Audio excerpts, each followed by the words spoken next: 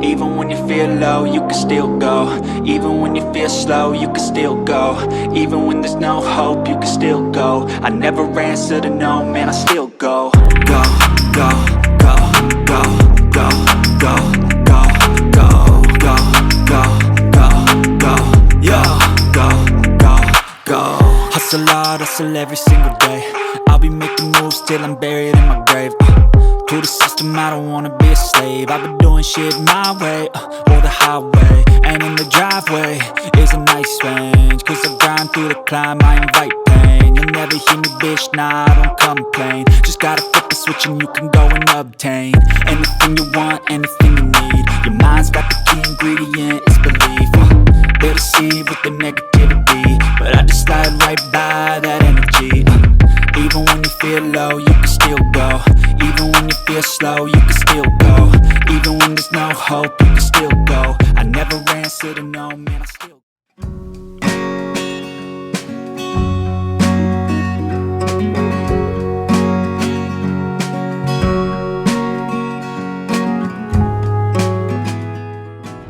Welcome to Ghazal guys एक another sport पे मैं आया हूँ और very hard discussion about cricket because cricket fever nowadays. तो हम लोग बात करेंगे क्रिकेट की, और वो भी चाय पी के इस स्पेसिफिक खूबसूरत से ढाबे पे। इस लाइट में देखें, छोटी सी जगह है रोड साइड पे, लेकिन ब्यूटीफुल जगह है। तो गाइस हम यहाँ पे बैठ चुके हैं और चाय पीने के लिए जो ढाबा मैंने आपको दिखाया था, बड़ा प्यारा ढाबा है, रोड साइड पे है, ब्यूटीफुल। और इस ब्यूटीफुल ढाबे के अंदर एक hardcore topic again it's about cricket. बहुत एक unfortunately we lost last game against India. ठीक है, हम बड़े हाई होप के साथ आए थे, एक्सपेक्टेशंस यहाँ पे पहुँची हुई थी हमारी, लेकिन कुछ भी नहीं हुआ। हमारी बैटिंग लाइन बहुत फ्लॉप गई और बॉलिंग कुछ जो भी बेहतर गई थी, लेकिन फिटनेस लेवल बहुत लो था। लेकिन अंदर अंदर ऐसे क्या क्या वजह हैं हमारे साथ, फिर भी स्टिल हमारे पैनलिस्ट में प्रो पाकिस्तानी लोग भी हैं और इंडियन फैंस भी हैं जो इंडियन क्रिकेट के फ़ैन हैं। तो चलो डिस्कशन स्टार्ट करते हैं। हुसैन जावेद, क्या बना? आपकी प्रेडिक्शन सही साबित हुई है, 640 वाली सही साबित हुई है। आपने कहा कि ये जो प्लेयर चलेंगे नहीं चलेंगे, जिसपे 2-3 प्लेयरों का तो आपका बहुत सत्यानाश हो गया, जिसमें स्काई था और ये लोग थे। लेकिन पांड्या ने आपकी एक्सपेक्टेशंस के हिसाब से काम किया और टीम को फतह दिलाई, जो कि very very very disasters for Pakistani.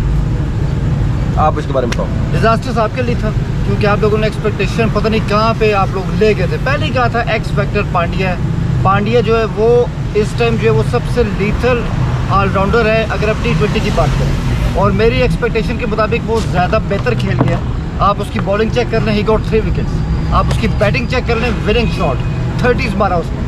तो स्काई अगर नहीं भी चला खैर है, लेकिन स्काई कल हांगकॉन्ग के खिलाफ फॉर्म में आ चुका है। और मैं समझता हूँ कि डिसअपॉइंटमेंट जो हांगकॉन्ग के खिलाफ आने से क्या होगा? हांगकॉन्ग को तो कोई भी बंदा पिट सकता है, कोई बंदा भी मार सकता है। कमजोर टीमें आपके लिए एक तरह का टॉनिक होती हैं, आपकी फॉर्म बहाल हो जाती है, एक आपको कॉन्फिडेंस चाहिए होता है। अब आप कोहली की बैटिंग चेक कर लें, वो कितनी फॉर्म में उसने अपनी इनिंग खेली है, लेकिन आपके बच्चों को मारना कोई बड़ी बात तो नहीं है, क्यों? लेकिन आपसे पांड्या तो नहीं मारा गया। तो अगेन जो मेरी थी पेश गोई वो अपनी जगह स्टैंड करती है, रिजल्ट्स आपके सामने हैं। सर इसमें मैं ऐड करता हूँ। देखें, मैंने बात की थी एक्स फैक्टर पांड्या नहीं, एक्स फैक्टर नसीम शाह है और उसने प्रूव किया। हमारी बैटिंग लाइनअप थोड़ा सा कह लेंगे up to the mark perform नहीं कर सकी, लेकिन स्टिल जितना स्कोर बना के it was a fighting score given the weekend and the condition.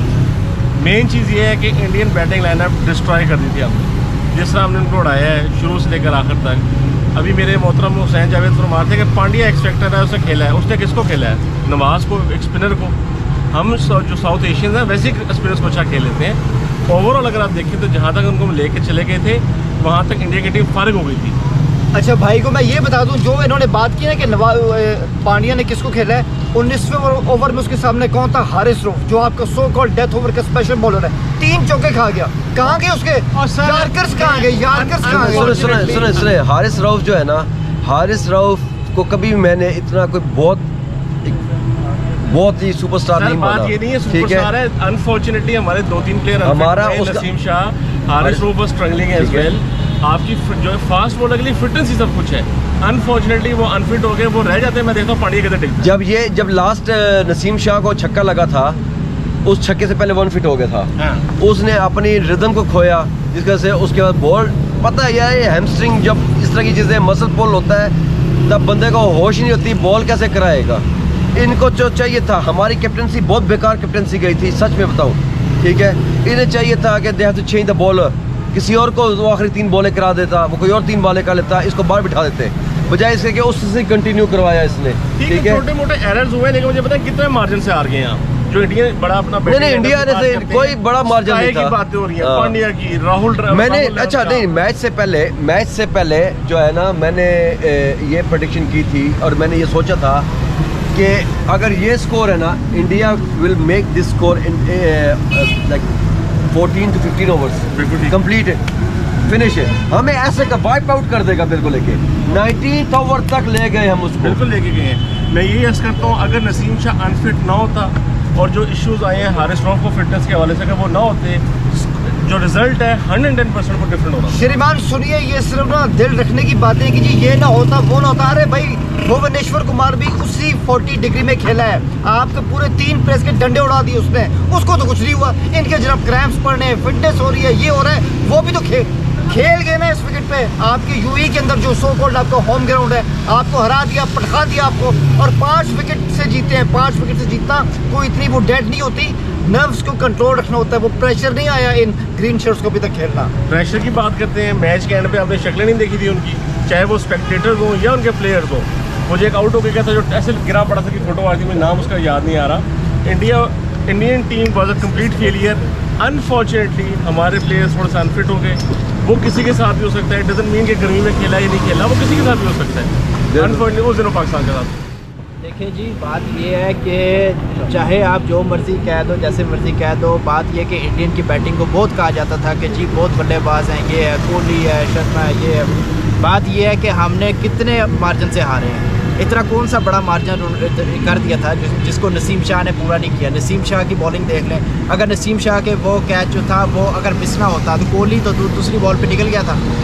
Naseem Shah की बॉलिंग को आप कुछ नहीं कह सकते। जहाँ तक तल्ला का हारिस रऊफ का, हारिस रऊफ की बात है कि हारिस रऊफ की बेशक उसकी स्पीड बहुत ज़्यादा है, बट उस बंदे को बॉल कराने की सेंस नहीं। बिल्कुल बॉल कराने की सेंस नहीं है। वो जब भी आता है, कोई एक आधा ओवर होगा कि उसने अच्छा करा दिया होगा, वो जब भी आता है उसने मार खाई है। अच्छा, वो सिर्फ नहीं हाँ। और ऊपर बात हो रही थी पिछली बार स्काई की। अब स्काई वो बंदे के जो आया और उसको पछाड़ के पड़े मार दिया।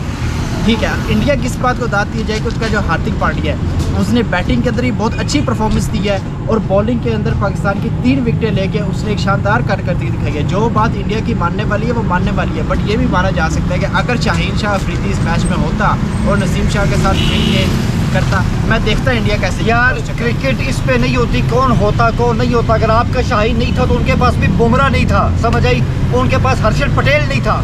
इसके बावजूद वो उस पर रोए नहीं कि जी ये भी नहीं है तो वो भी नहीं है, आप कह रहे हैं ये किया वो किया। अच्छा ठहरे, फाइट बैक अच्छी, मैं मानता हूँ, उसमें कोई शक नहीं है। मैच बहुत आसानी से जीत सकते थे, जीतने नहीं दिया, दाद बनती है नसीम शाह की, मगर in the end result matter करता है। रिजल्ट में लिखा जाता है कौन जीता, इंडिया वॉन, दैट्स इट। नहीं, आपको लगता है कि बुमराह जो है वो शाहीन अफरीदी के लेवल का है? अगर आप उसके रिकॉर्ड चेक करने पड़े, मैं उसके लेवल की बात नहीं कर रहा, मगर वो उनकी जो फास्ट बॉलिंग है उनका स्पिरिट है, जैसे शाहीन शाह आपका स्पिरिट है। दोनों के पास उनकी बेस्ट चॉइस नहीं थी, मगर उसके बावजूद उनके जो फास्ट बॉलर है उन्होंने परफॉर्म किए।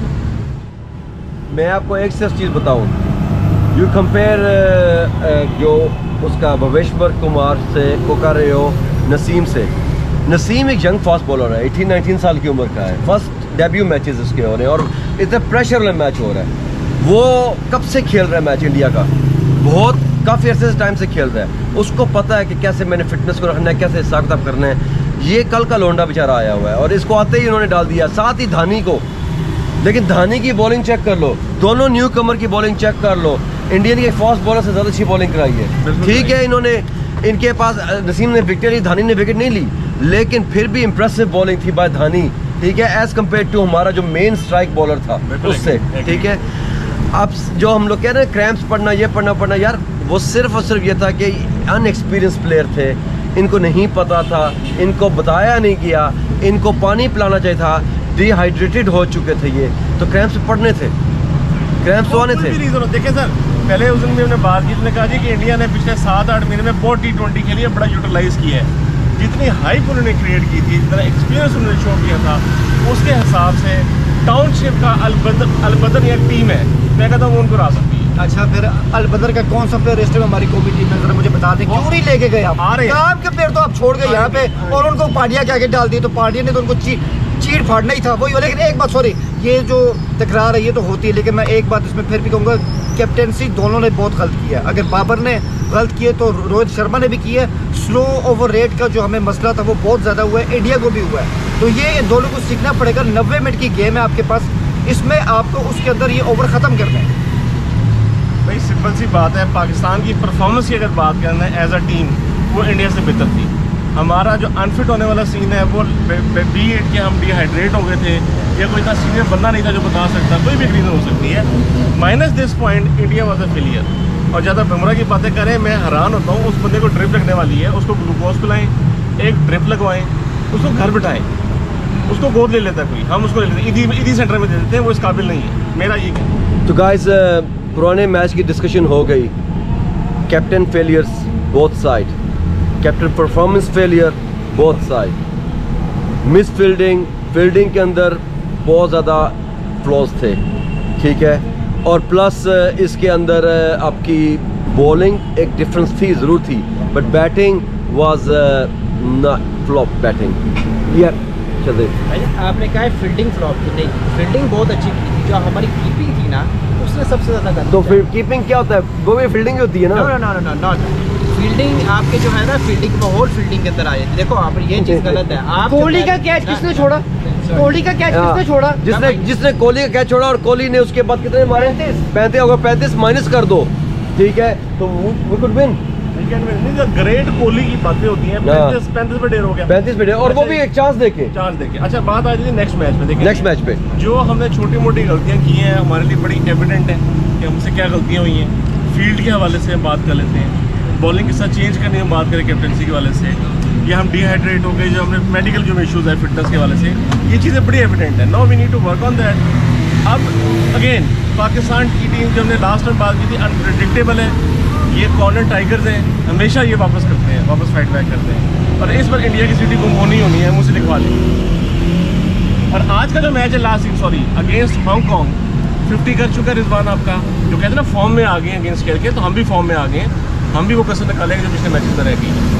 अच्छा, ये वैसे मैं भी एक्सपेक्ट करूँ, जैसे मैंने पिछली बार कहा था कि 60-40 है, अब मुझे ये लग रहा है दैट वुड बी 50-50। उसकी वजह ये कि अब ये मैच आइदर वेज जा सकता है, दोनों एक दूसरे के सामने आ चुके हैं, एक दूसरे की खूबियाँ खामियाँ अब उनको पता चल गई हैं। तो आई थिंक अगर पाकिस्तान की टीम सिलेक्शन अच्छी हो जाए, प्लीज़ हारिस रऊफ को टीम में मत डालें। हाँ। आप इसमें खुशदिल शाह को मत डालें, आपने आज भी डाला। हाँ। और आप इसमें आसिफ अली को मत डालें, हैदर अली को टीम के अंदर लेके आएं, एक एक्स्ट्रा फास्ट बॉलर हसनैन को खिलाएं, फास्ट बॉलर के साथ जाएं तो आपको फ़ायदा हो जाएगा। यस गाइस, ये जो हुसैन जावेद ने बात की है, एक ये बात दिल को लगी है, Hasnain should part of the team, साथ उसके एक और फास्ट बॉलर या ऐसा कोई हिटर होना चाहिए, सही हिटर होना चाहिए, ठीक है, खुशदिल शाह नहीं, और सबसे ज़्यादा हारिस रऊफ नहीं चाहिए। इतना बड़ा किसको कहते हैं, डेथ ओवर में एक बेस्ट बॉलर कहीं से भी नहीं है। सर मैं इसमें एक छोटी सी सबमिशन करना चाहूँगा। आज का जो मैच हो रहा है अनफॉर्चुनेटली मैं नहीं देख सका, जैसे हम बाहर निकले हुए हैं। आज की मैच में देखते हैं कि जिस प्लेयर की परफॉर्मेंस बेहतर आती है, कि जो लेसन्स लर्न है पिछले मैच से, उसके अकॉर्डिंग टीम बना ले, whether it be Haris Rauf, whether it be anybody else, देख लें उसको फाइनल करें। लेकिन मैं ये कहता हूँ बेशक जिसको खिलाएं, लेकिन एक एक्स्ट्रा बॉलर, फास्ट बॉलर होना चाहिए। इसके अलावा भी अगर रख सकते हैं तो रहना चाहिए। मोहम्मद हसनैन को चांस देना चाहिए, बिकॉज वो हमारे पास वो पेसर है जो कि 150-152 आपको एवरेज स्पीड दे रहा है, ठीक है, और उसको बाहर बिठाया हुआ है पानी पिलाने के लिए। सबसे अहम फैक्टर जो आता है कि पिछले मैच में जो हमारी सबसे कमज़ोर कड़ी थी, हमारा मिडिल ऑर्डर बिल्कुल स्पाइनलेस था। मिडिल ऑर्डर का मसला हल नहीं हो रहा, और इंडिया क्यों स्ट्रॉन्ग है अपनी बैटिंग में, उनके टॉप 3 उड़ गए थे क्योंकि उनका मिडिल ऑर्डर खड़ा रहा और उसने उनको बचा लिया। ये हमारे लिए सबसे ज़्यादा कंसर्न की बात है इसमें। अगर आप इंडिया की बात करें तो उनके टॉप 3 उनका अभी भी मसला है, बिकॉज शर्मा बिल्कुल आउट ऑफ फॉर्म है, कोहली उस तरह नहीं खेल रहे जैसे वो खेल रहे थे। लेकिन मैं आपको बताऊं कि अगेन उनका एक्स फैक्टर अभी भी पांड्या होगा और हमारा नसीम शाह होगा। और बाबर आजम, उनके बारे में मुझे कंसर्न हो रहा है। पहले मैच में भी इंडिया के खिलाफ उनका स्कोर अच्छा नहीं था, आज भी जल्दी आउट हो गए। अगला मैच इंडिया से है, जल्द अज जल्द उनको अपनी फॉर्म में आना होगा। देखिए, मेरा सिर्फ इतना कहना है कि बाबर को कम बैक करना चाहिए। जब तक बाबर का कम बैक नहीं होगा ना, पाकिस्तान के लिए जीतना बहुत मुश्किल हो जाएगा। हम जो बॉलर्स को हम कर रहे हैं कि बॉलर्स या हारिस ने ये कर दी हुआ, हमें बेसिकली ये देखना है कि हमारी बैटिंग लाइन है वो बहुत कमज़ोर हो गई है, क्योंकि आपके जो एक दो मेन बैट्समैन के अलावा पीछे बचे कोई नहीं होता, और वो जो बैट्समैन होते हैं वो भी आउट ऑफ फॉर्म हुए हैं। तो ये बड़ी क्रिटिकल सिचुएशन है, इस पर कुछ करना चाहिए। जो हमें मिडिल ऑर्डर में चेंज करना था ना, उस जगह पे हम लोग अगर ले आते मलक को चांस देते, ठीक है, तो बहुत डिफरेंस होता। एक हमारे पास एक्सपीरियंस प्लेयर होना चाहिए फॉर अपने मिडिल ऑर्डर को बचाने के लिए, क्योंकि हमारे पास मिडिल ऑर्डर में कोई भी प्लेयर नहीं है। जो मोहम्मद आसिफ है यार, इसको हम लोग पता नहीं क्या यार, दो छक्के लगा के मैच जिताया था हमें वर्ल्ड कप में, मुझे याद है, आसिफ अली। लेकिन ये होते बहुत ही एंड लेवल पे प्लेयर होते हैं। ये को don't think everyone can make Afridi नहीं बन सकता हर कोई बंदा, ठीक है। 2-3 ये वो प्लेयर हैं जो आखिरी 6 बॉलें खेलेंगे और उसमें सब डू एंड डाई कर देंगे। मैं इसमें ये कहना चाहता हूँ, आपने सही बात की है। अब वक्त आ गया है कि हम इंडिया के मॉडल को फॉलो करें। T20 की सेपरेट टीम बनाएं, ODI के सेपरेट करें, टेस्ट के सेपरेट करें, ताकि एट ए टाइम 3 टीमें आपके पोल के अंदर हो। एक के पास एक के पीछे एक सब्स्टिट्यूट होना चाहिए। यही वजह कि आज उनके पास बुमराह नहीं है, वो फिर भी अच्छा खेल रहे हैं। यही वजह कि कोहली फॉर्म में नहीं है, फिर भी टीम का बोझ उनकी मिडिल ऑर्डर ने उठाया हुआ है। तो वहाँ इस वक्त कोई भी जो प्लेयर है वो नागुज़ीर नहीं है, जबकि हम हैवीली रिलाई कर रहे हैं नसीम शाह के ऊपर, बाबर आजम के ऊपर। सर, मैं इसमें आखिरी सबमिशन करना चाहूँगा। देखें, हमें PSL से बड़े बड़े अच्छे प्लेयर्स मिले हैं, जिस तरह वहाँ रियाज उससे हमें मिला, फिर जो एक शादाब हमें उसमें एक यंगस्टर मिला है, और भी कई सामने आए हैं, थानी उसमें आया है। हमारी टीम जो है ना, देखें जिस तरह शोएब मलिक था, प्रोफेसर था, वो रिटायर हो गए हैं। अब हम उस ट्रांजिशन फेज़ में, और ये हर टीम पे आता है, अक्सर औकात से ट्रांजिशन आता है कि जो एक्सपीरियंस बैट्समैन या उनकी टीम होती है उसके मेंबर्स रिटायर हो जाते हैं, न्यू कमर्स अराउंड जो है पे अराइव होते हैं। तो हम उस ट्रांजिशन में इंशाल्लाह बहुत जल्द हम कवर कर लेंगे। शुक्रिया। तो guys, hopefully Pakistan will win versus India the next match on 4th of this month. We will watch together and मैं वो उसकी भी फुटेज बनाऊंगा, क्या हिसाब किताब होगा, कैसे होगा, वो सब की फुटेज आपके सामने होगी। But obviously very crucial moments for us, क्योंकि इंडिया के साथ मैच एक नॉट अ नॉर्मल मैच, ये एक बड़ा एक गैरतमंद किस्म की चीज़, एक फीलिंग, एक पेट्रियटिज्म और एक हर चीज़ सामने आई थी उसमें, ठीक है। तो मे the best team will win, but of course Pakistan, हम तो पाकिस्तानी हैं, तो पाकिस्तान जिंदाबाद, पाकिस्तान जिंदाबाद। दुआ में याद रखिएगा, अपना बहुत ख्याल रखिएगा। Don't forget to subscribe my channel and hit the bell icon and do whatever you want my lovely friend. Let me have my T.